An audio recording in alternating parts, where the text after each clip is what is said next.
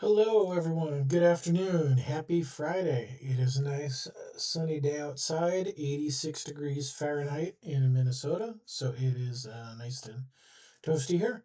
My name is Nate. I am the marketing and community lead for Laterpress, continuing our series on writing, editing, and revising a story using our Laterpress story tools. If this is your first time tuning in, we are several episodes deep into the series. I have been chronicling things from the initial outlining phase to generating plot beats and chapter beats, and we're systematically working through things chapter by chapter. I think this is going to be kind of the last episode for the section of the book that we've been working on a bit. Um, have been reading through chapter 3 of the book, and I'm going to continue doing that today. We did not get through it all the way last time, so continuing to edit and revise chapter 3, continuing to read through, edit, and revise chapter 4 if we get there during our hour today. But next week's streams, I want to move on, regardless of where those two chapters are, to hit the next plot beat and start going through the process of creating those scene cards, editing those scene cards to our satisfaction, and creating the initial drafts of chapters and continuing to move forward in the book. Because some of the editing and revision I want to do, I think more of that needs to happen off camera to keep momentum moving throughout the book. Because I like to explain what I'm doing and really show people my thought process behind all of the decisions I'm making, what I like about the AI's generated prose, what are obvious tells where it's not good and needs to be edited, where are opportunities to insert more personality into things. But explaining all of that makes the editing and revision process go very slow, much slower than if I was just doing things on my own without a camera on. So we'll make some more progress here on Friday, and then next week we'll start with a new section of the book. So uh, our concept for this book is it's an urban fantasy romantic comedy where two people are matched through a magical dating app that has a greater than 90% success rate in matching people up for long-term success. And our protagonists are matched up. Their first date goes absolutely horribly. And so the dating app traps them in a 60-minute time loop over and over again until they come to the realization that the app was correct. They are a great match for each other. They just have to get through some of their own baggage along the way. So now in chapter 3, this is the scene where our male protagonist, Eddie, signs up for the app and goes through the questionnaire and screening process because I wanted to show, as part of the world building for this book, what it would look like to get involved with the app and what things are like to sign up. So bold sections here are some things that I still wanted to kind of revise or potentially return to, including a larger section here where I needed to think about how I address things. But I left myself a nice big progression marker that this is where we stopped on the May 26th stream. So we can pick up from here. I am going to back up a couple paragraphs though, just to kind of read us in and give us a little bit of context. So let's go from here. Then section 3 of the application process loaded, and the tone shifted. Describe your attachment style, Cupid said. Cupid's the app. And before you say secure, consider that people who are actually secure rarely feel the need to announce it. Everyone says secure. Please have an original thought. I am begging you. This is a part that I added to play up the kind of sarcastic nature of the app.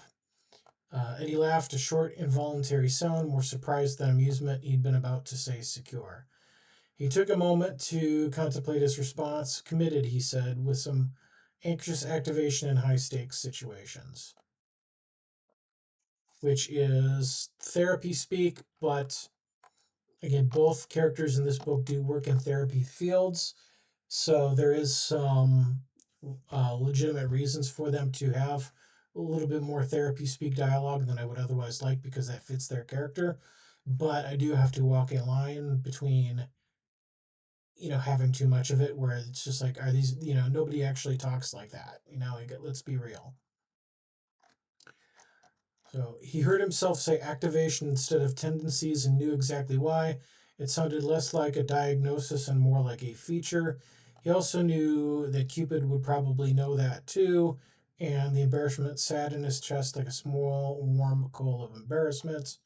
I don't think we need that there because it's kind of more telling, and I kind of want to keep things more banter. And so again, here, Cupid has a pretty neutral tone.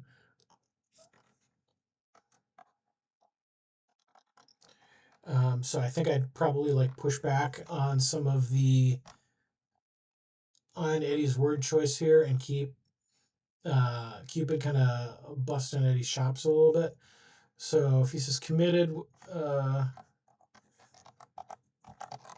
committed is another word for secure, but nice try.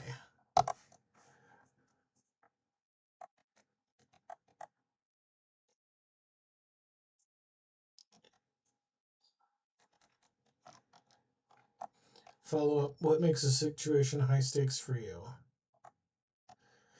Eddie hadn't expected the follow up.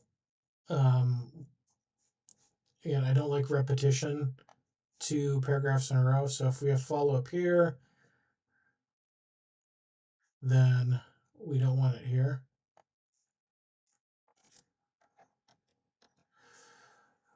What makes a situation high stakes for you? When I care about the outcome, when it matters whether someone stays or goes. So most romantic situations. And again, we have a lot of Eddie gesticulating with a pen, which I have been culling, because the tendency was to make him a little bit neurotic here, and so I don't really want that. So I'm going to strip that down. Wasn't a question. Yeah.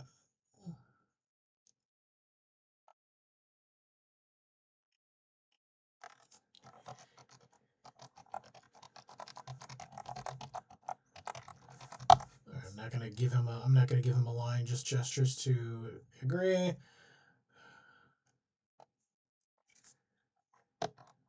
That's a nothing paragraph. Question 41.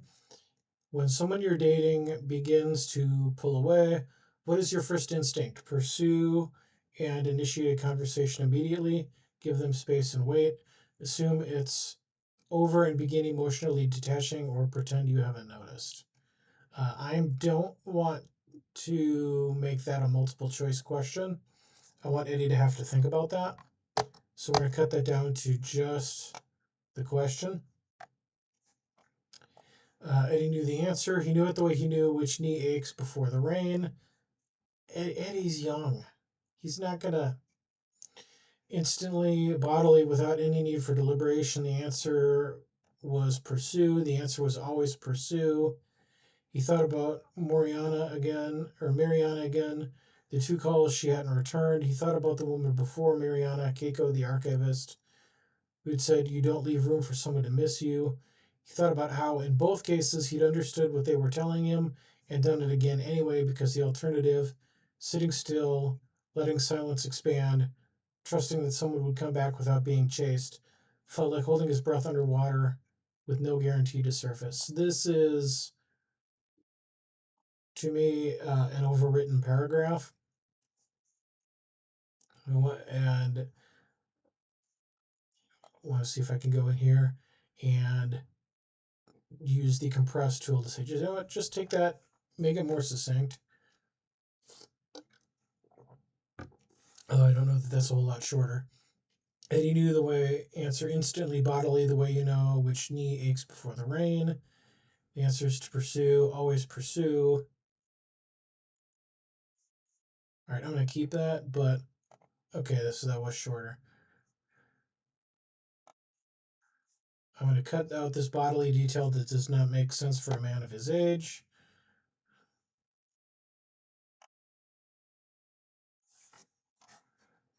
Condenses to pursue. Always pursue. He thought about Mariana's two unreturned calls. This is a callback. These are callbacks to things earlier in the chapter.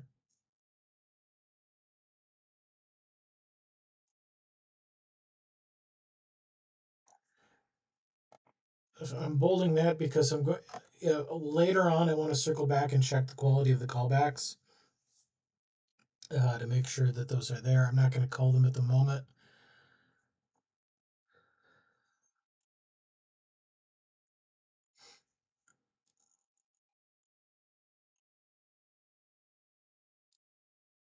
And I'm culling that bit because it feels a little purple.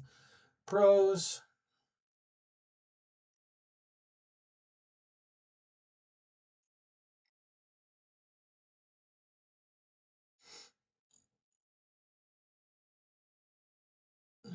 What is your instinct when someone begins to pull away?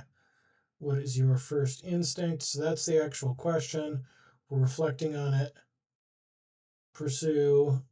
He said, initiate a conversation immediately.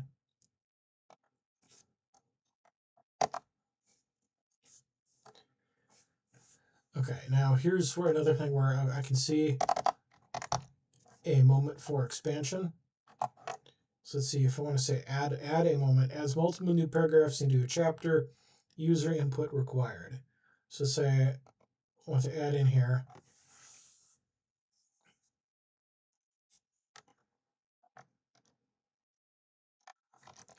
Eddie has just revealed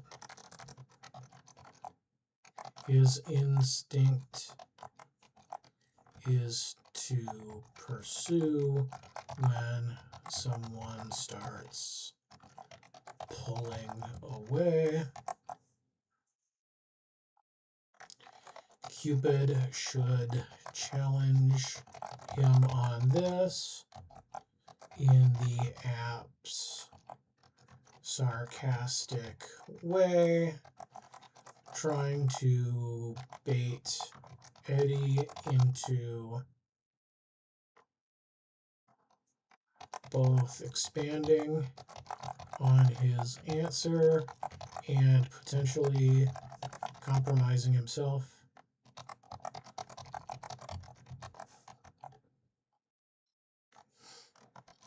Eddie has a moment of unfiltered honesty, which he later regrets. And I'm going to be interested to see what it comes up with here because this is could lead into a similar direction as the prose I just cut, but I am more inclined to let that sort of thing. Sorry, my neck is really stiff. Let that sort of thing stay when it is done in dialogue and it's a character expressing their current, their attitudes, their sentiments. Because I like characters expressing themselves in dialogue more than a narrator telling us how they feel or, these deep introspective navel gazing passages. I prefer to have that sort of heart to heart done in dialogue. That's just my style. So we're gonna see how this goes here.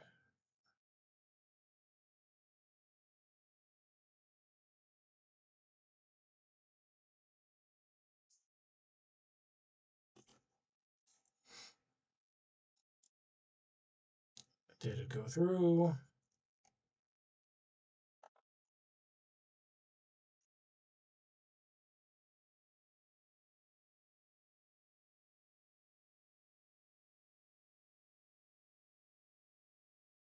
I might have a borked prompt here.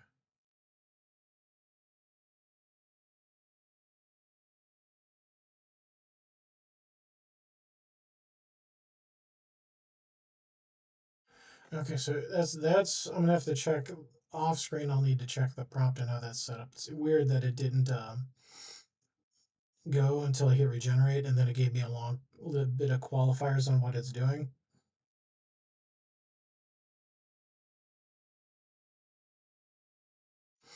Yeah, okay, this prompt is not behaving at all how it's supposed to.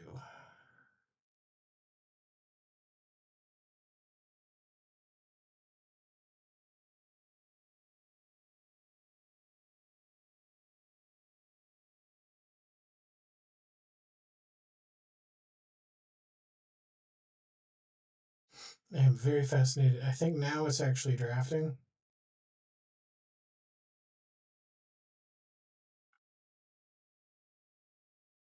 What is it doing?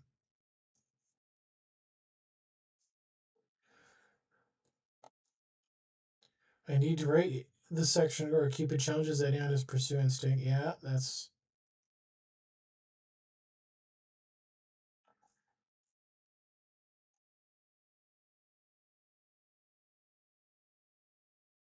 uh-huh. Then it starts to say so it starts and then it stops and chastises itself for something.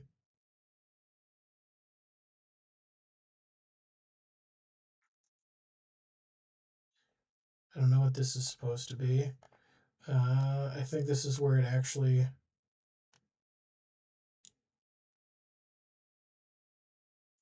So now here, this is the actual part. Wait, let me refine and finalize. Now we're doing it again.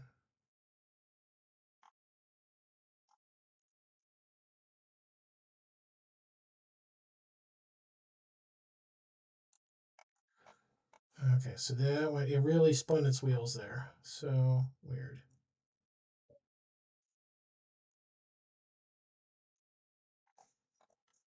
Well, I'm going to copy this, cancel that, dump it in here.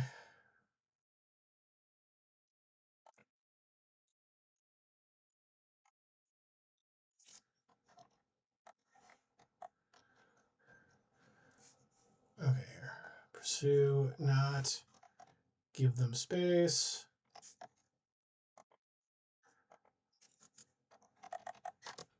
not, wait and see.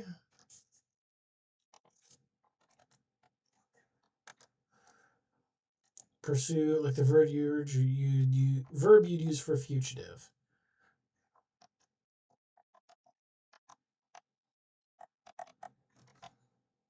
Get rid of the interjection.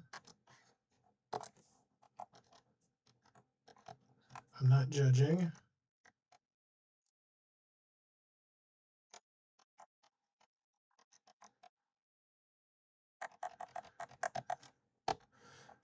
So let's stay with that for 1 second. When you say pursue, what does it actually look like? Walk me through it. Someone you're seeing starts pulling away, fewer text, shorter answers, a little more distance each day. What do you do?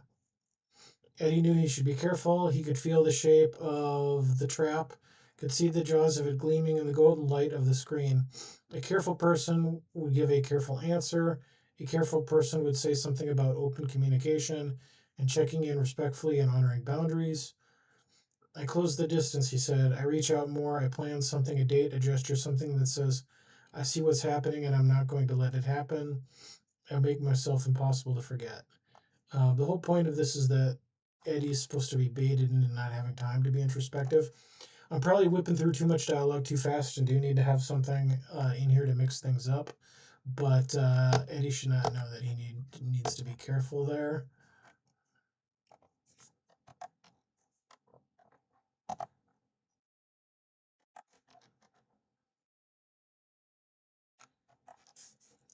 Going to italicize that. Make myself impossible to forget.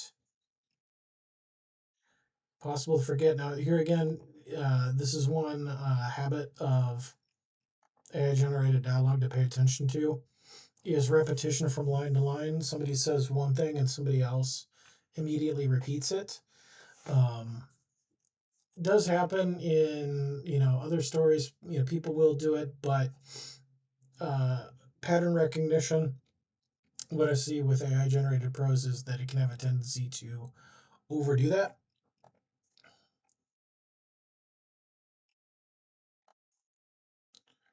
And so I'm going to call that. It's an interesting way to phrase it. Cupid said, most people would say impossible to ignore. You went with forget. Those are very different fears, Eddie.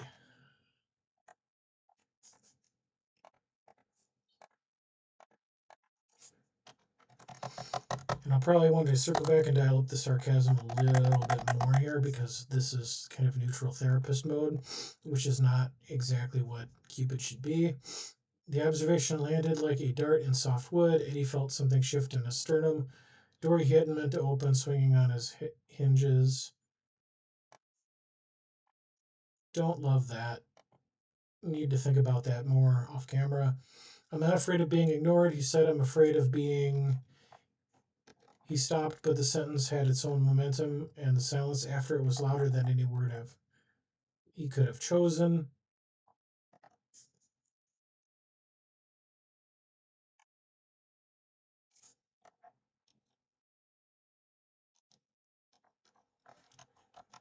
Gonna knock that into one paragraph. Being forgettable. He finished quietly. I'm afraid of being forgettable. I'm afraid that if I don't show up with everything I have every time. Okay, we don't need the repetition there. I'm afraid that if I don't show up with everything I have every time, the person I care about will realize. Oh, I'm going to zoom in this a little bit more so the words are bigger on screen. I'm afraid that if I don't show up with everything I have every time, the person I care about will realize they don't actually need me there, that the space I leave will fill itself in, that they'll look at the gap where I used to be and think, huh, that's better. We're too deep in therapy speak land here.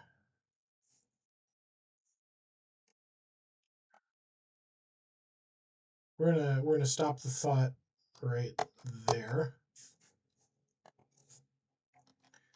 The words hung in the room like a flare over dark water, illuminating everything he hadn't meant to show. Eddie stared at the screen. The golden pulse continued its slow, indifferent rhythm. His reflection stared back at him from the edges of the display. A man sitting alone at a very clean desk, having just handed his deepest insecurity to a piece of software. No takebacks. We're going to italicize that. That's a thought.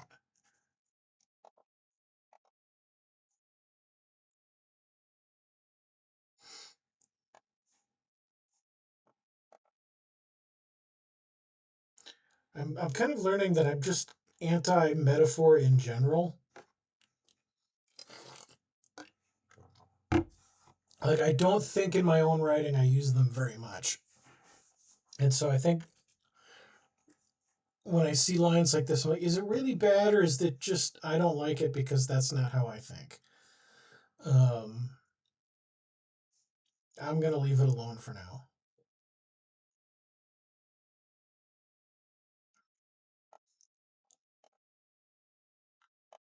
Yeah, I'm going to get rid of that too. Just keep it on him. His reflection stared back at him.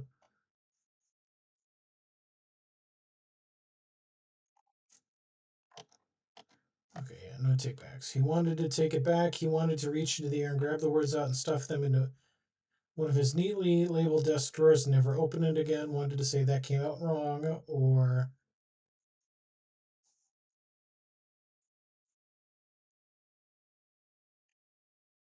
okay, we're going to get rid of all of this. Again, too much navel gazing for my tastes.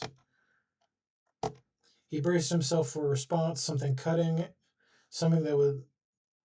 And then here again, another pattern recognition, uh, doing things in threes. He braced for a response. One, something cutting. Two, something that would at least let him retreat into defensiveness. Three, something he could push against. He waited for Cupid to say interesting again in a way that meant, I'm assuming that was going to end wrong. Yep, here, because it connects to this.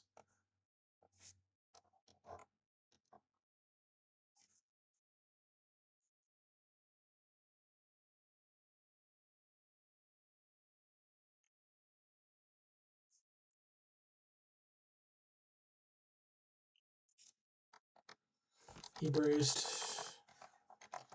himself for some smart ass remark from the app. And I don't love my own phrasing there. I think I need to play it more to earn a line like that, but I'm going to leave that as a placeholder for myself.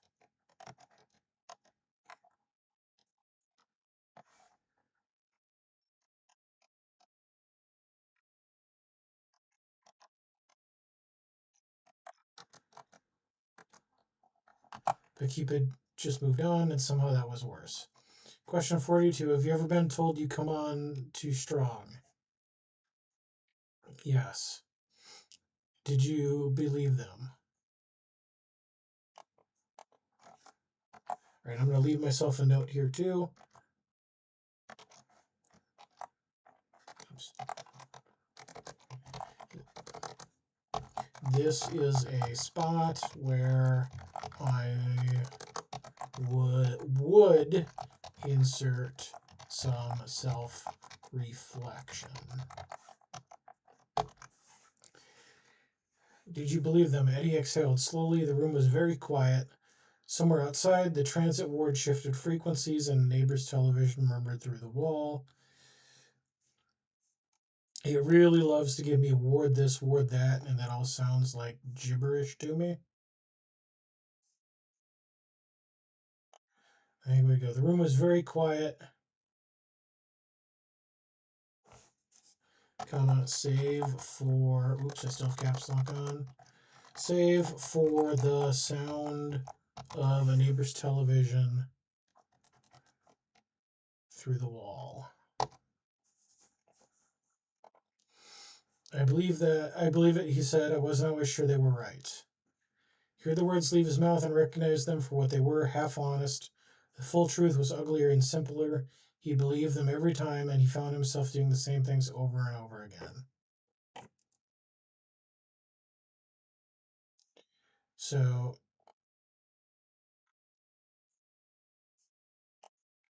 is this repetitive to what I have back up here?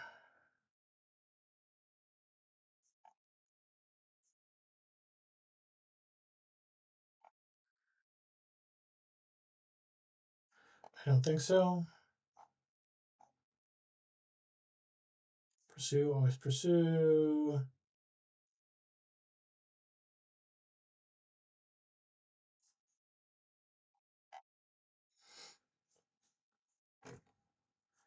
Okay. Have you been told you come on too strong? Yes. Did you believe them? I believe they meant it, but I'm going to change it to yes. He said,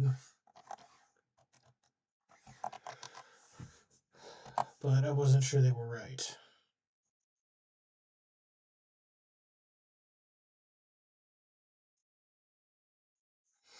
Hear the words leave his mouth and recognize them for what they were. Half honest. Now,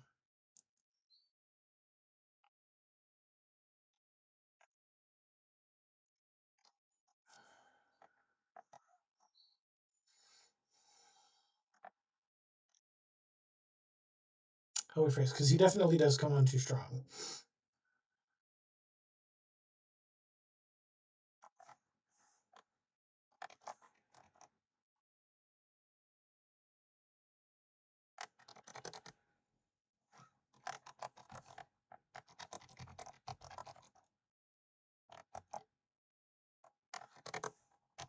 They were right. He just didn't want to admit it.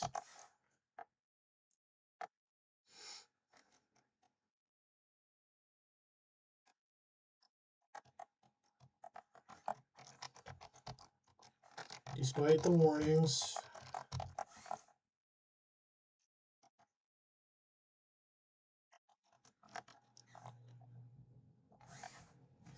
he did the same things every time.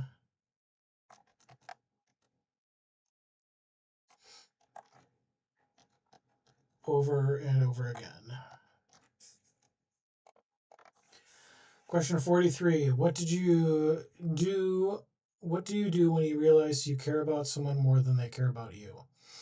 And he pushed back from the desk. The chair rolled a few inches on the hardwood, and he sat there, arms loose at his sides, staring at the ceiling. There was a hairline crack in the plaster he'd been meaning to patch for 6 months. I am going to kill that because I did not want him portrayed as a slob.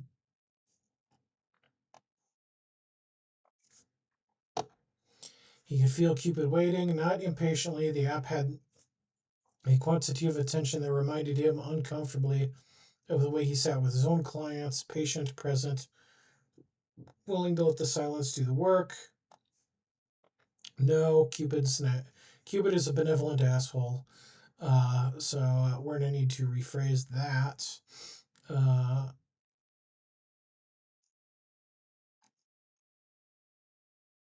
I might call this whole question here just to streamline things,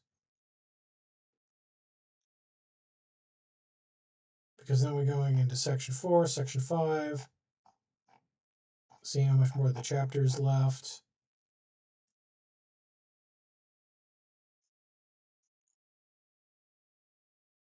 Also, this feels very much a little close to what do you do when someone's pulling away?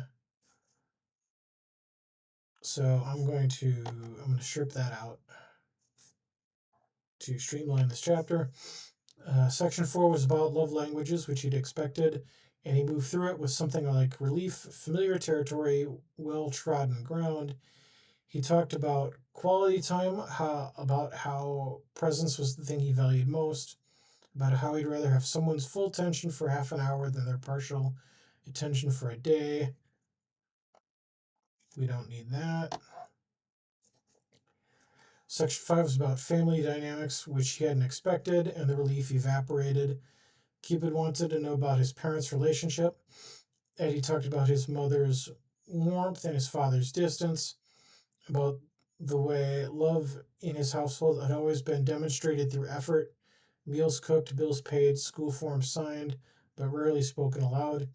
He talked about his older sister who had inherited their father's reserve and married a man exactly like him, and how Eddie decided early on that he would be different, that he would say the thing always, even if it cost him.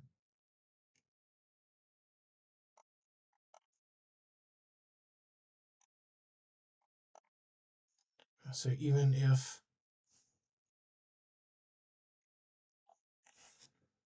it felt awkward to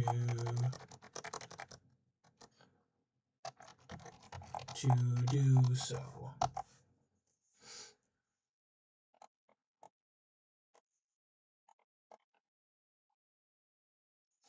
Left myself a note in our initial read through. This is a spot to dig deeper and be more specific about these family dynamics.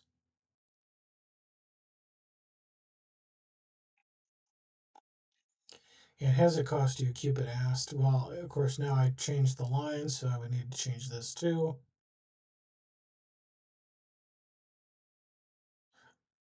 I changed the phrasing, right? Because we're getting a little bit exposition-y here, getting towards the end.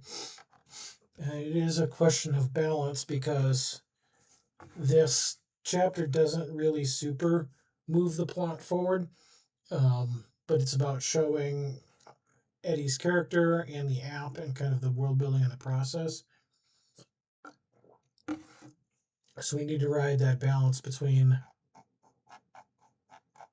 accomplishing that goal and not dragging this out too long. And it's still 3,325 words in its current state.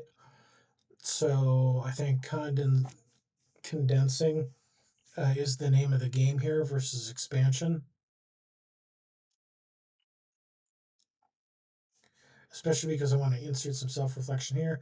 So I think I'm going to look towards to the end of this with the eye to start cutting a lot to keep this chapter's word count down, and then look into expanding some of the other spots.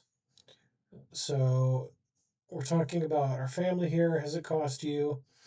Eddie was Quiet for a moment. Sometimes the people say, I say it to aren't ready to hear it, and I say it anyway, so yeah, it's cost me.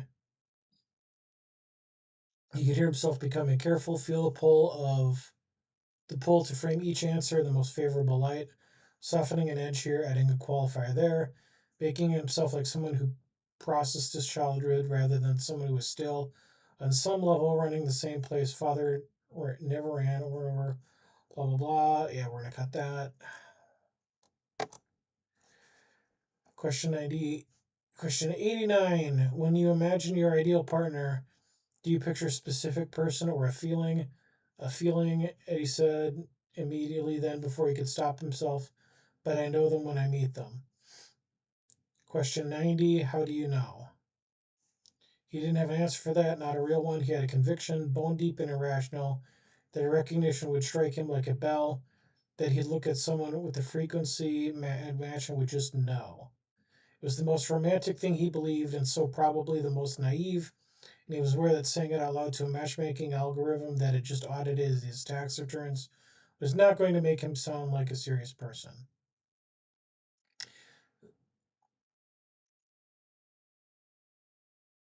So I want to kind of keep, I think I want to keep this because it is a detail I can play with later when their first date goes horribly. And it's very much a he did not know right away. Um, where Cupid can give him crap about this later. Uh, so this should stay.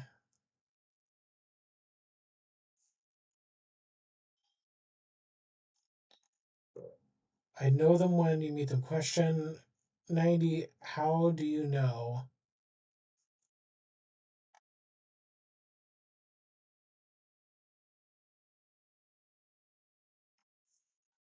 I just would.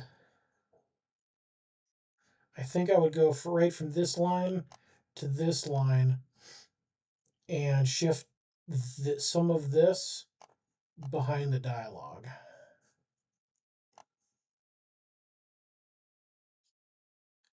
So that would no longer make sense with the realignment.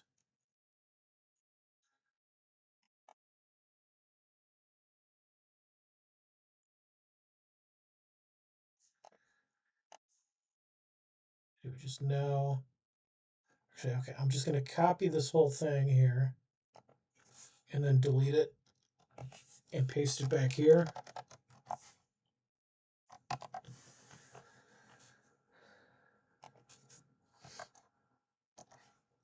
Or maybe put it there. Bone deep and irrational. Recognition would strike him like a bell. That he'd find someone in the frequency would match and he'd just know. Italicize that. It was probably naive, and he was aware that saying it out loud would match.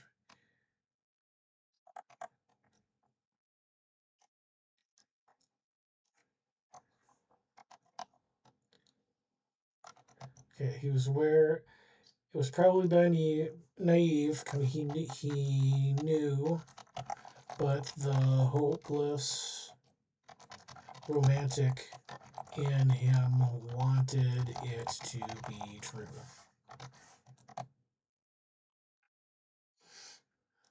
And now I can unbold these. Romantic, Cupid said, also unfalsifiable, but we'll allow it.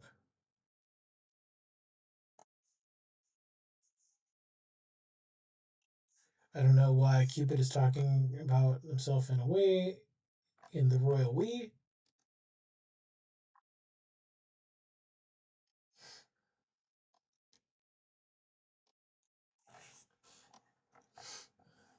Romantic, Cupid said, but also an attitude likely to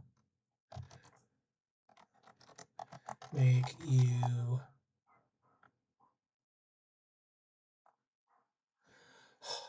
Okay, this is not the line I'm going to go with. I can do better than this, but for now I'm just going to say romantic, but also an attitude likely to make you lonely and disappointed. I'm going for I'm going for a line like romantic, but this doesn't hold up in the real world. You're just going to end up disappointed. You know, that's not how real life. That's not how reality works, even in fantasy. So I need to revisit that line, but there's going to be something sarcastic in there. Eddie almost smiled. Almost. Section 6.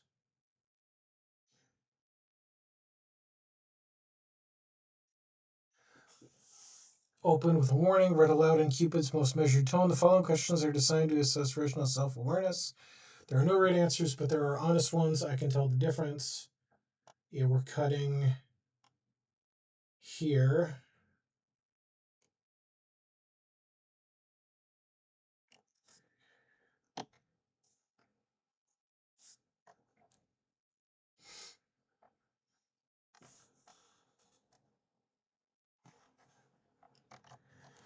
And I'm going to make a note for myself. Need a line here to cover the jump from question 90 to 113.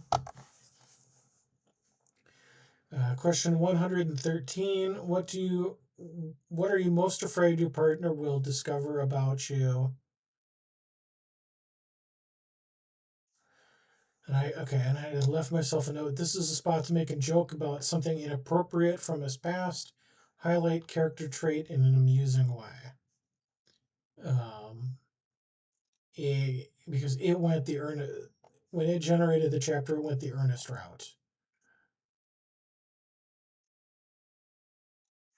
and it circled back into some of his character flaws that we've already seen before. So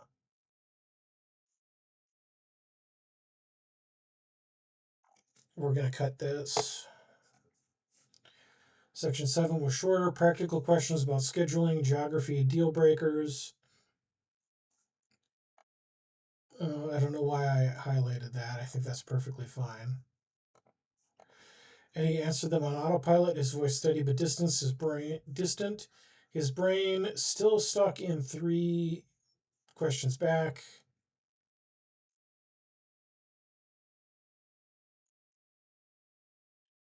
We don't need this. The final. Whoops. The final question came without fanfare. Is there anything else you'd like your match to know about you?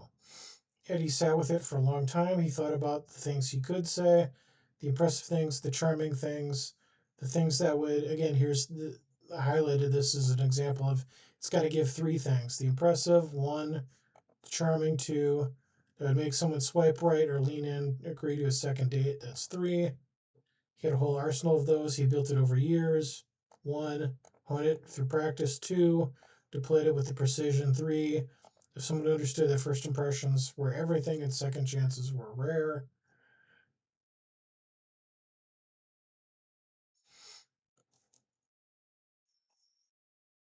And again, now we're very on the nose about what his character flaw is.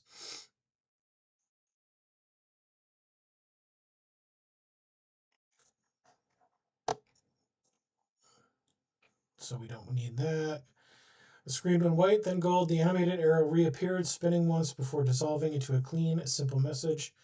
Thank you for completing our new client intake, Cupid said.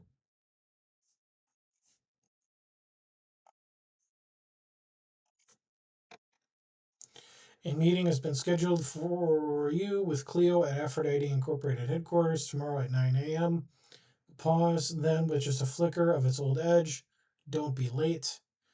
The screen dimmed to a standby glow. Eddie sat in his chair, motionless, staring at the laptop like it had just performed surgery on him without anesthesia.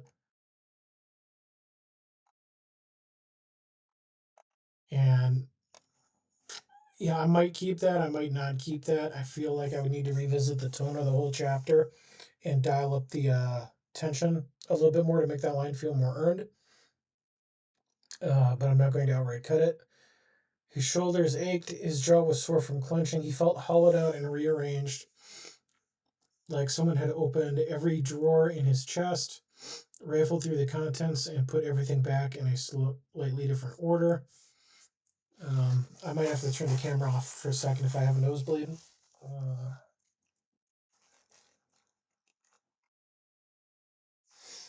Apparently, I think I'm fine.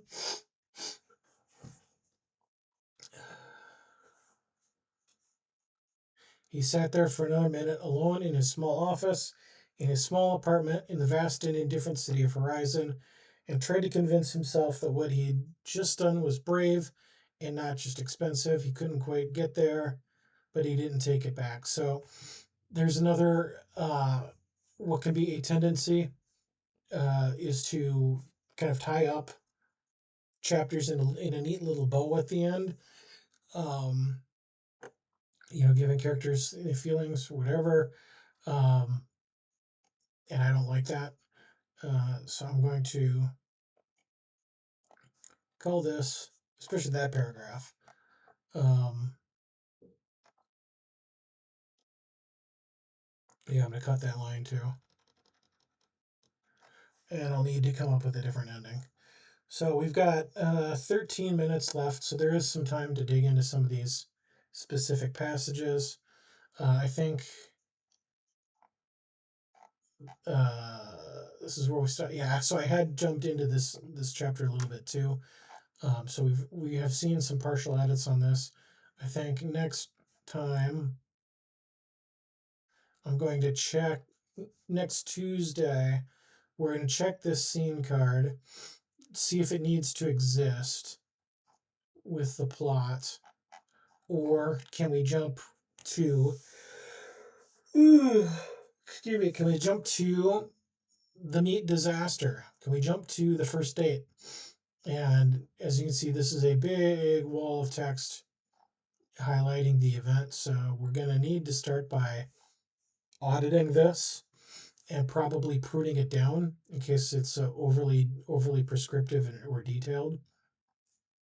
Because sometimes the prompting likes to rate the chapter within the beat instead of in scene cards or elsewhere.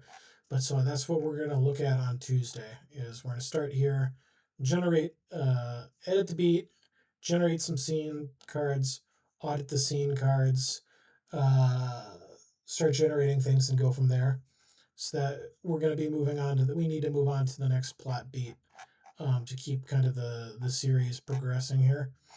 And we're not going to do deep micromanaging the edits and revisions for every single chapter. But we have a little bit of time left to dive into some of these passages. I scrolled too far, and so it closed up the chapter on me.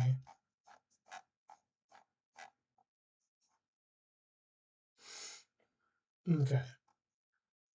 So here would be I'm going to try the same prompt that was interesting earlier.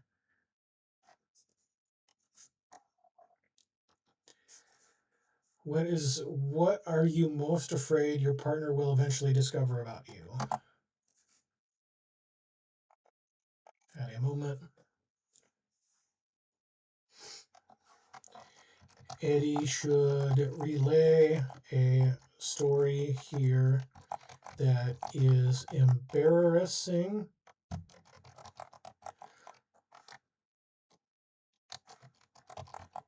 I cannot. This is why spell check exists.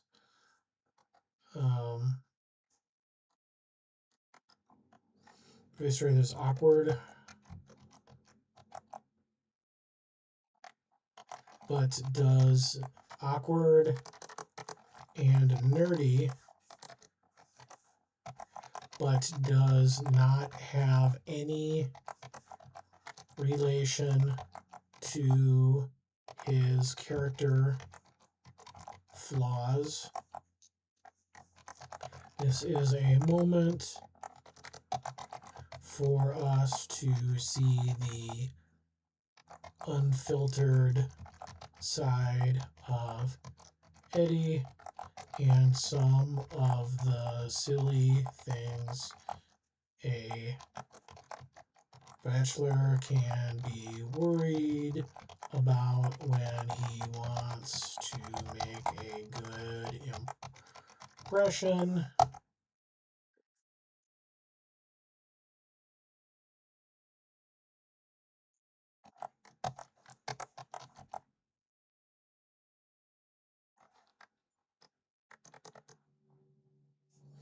Do I want to spell out what I mean by nerdy, or do I want to take a chance and let it see?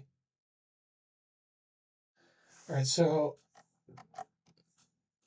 I'm being vague here in the prompt, in that I'm telling it to relay a story that is awkward and nerdy, but I'm not providing any details about what I mean by that. Um, I think if you care about specific results, you need to be specific with prompts and really spell out what it is. Sometimes the serendipity is a little bit part of the fun, just to see what is it going to say with my vague expectations here. So I realize that I'm being vague.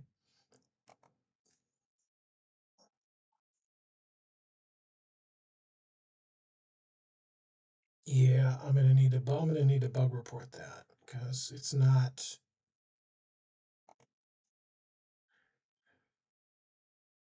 doing the initial generation unless I hit regenerate to force the issue.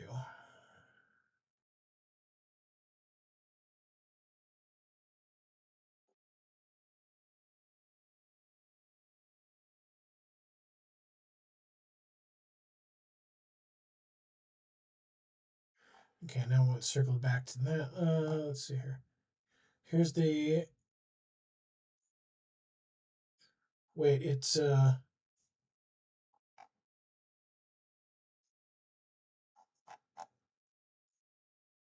you believe them? Yeah, so it misread the spot. Always good when we have bugs live.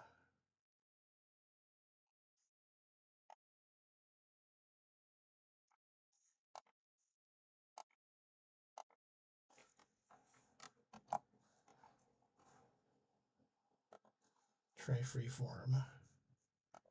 Add reference.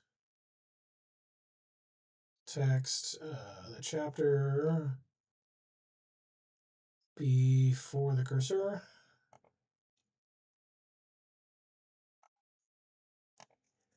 I want Claude Opus 4.6. Yeah, those are both fine. Okay.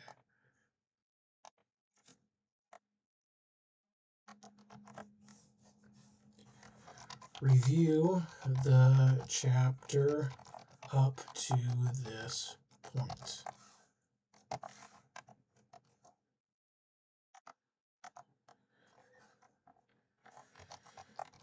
Continue from that point. Did I?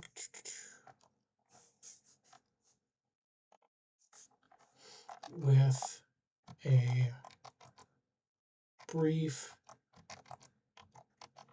anecdote. Eddie should relay a story here that is awkward and nerdy. Okay.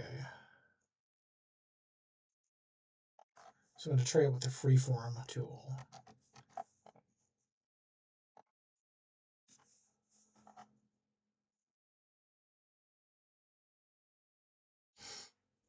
Okay, so this time it understood the correct spot.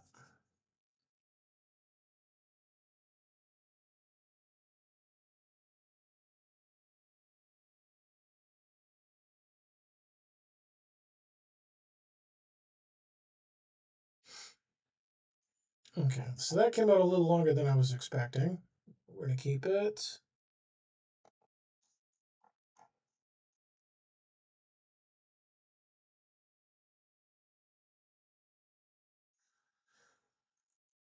Okay, I'm bolding this.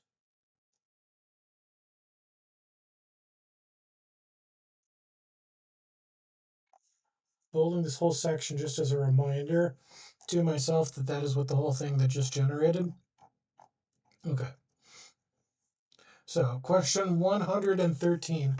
What are you most afraid your partner will eventually discover about you? Eddie stared at the ceiling. He could feel the question trying to pull something heavy out of him, something about the intensity of the pursuing, the fear of being forgettable.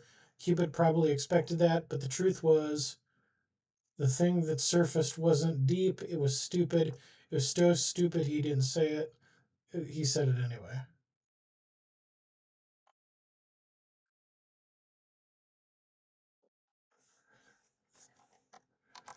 The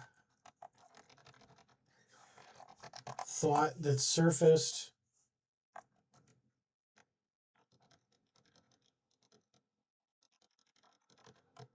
was stupid. So stupid he almost didn't say it. I have a ranking system for breakfast cereals. Okay. Silence from the speakers. Eddie took this as an invitation to keep going, which was possibly a misread. It's a spreadsheet, 47 cereals scored across 6 categories: crunch retention, milk compatibility, flavor complexity, nutritional value, box art, and what I call handful integrity, which is how well the cereal performs as a dry snack eaten standing up in the kitchen at midnight. Each category is weighted. Crunch retention is worth the most. There's a formula. Okay, I actually think that's funny. And that's why sometimes it's nice not to spell things out and just leave yourself open to serendipity on what random crap is it going to come up with the vague prompts that I gave it. He rubbed the back of his neck. I have been maintaining it since I was 24. It started as a joke with my college roommate, but then I just kept updating it. I added a tab for seasonal varieties last year. There's a change log. I'm sorry. That makes me laugh. That's funny. The golden arrow on the screen pulsed slowly, once slowly, as if Cupid was blinking.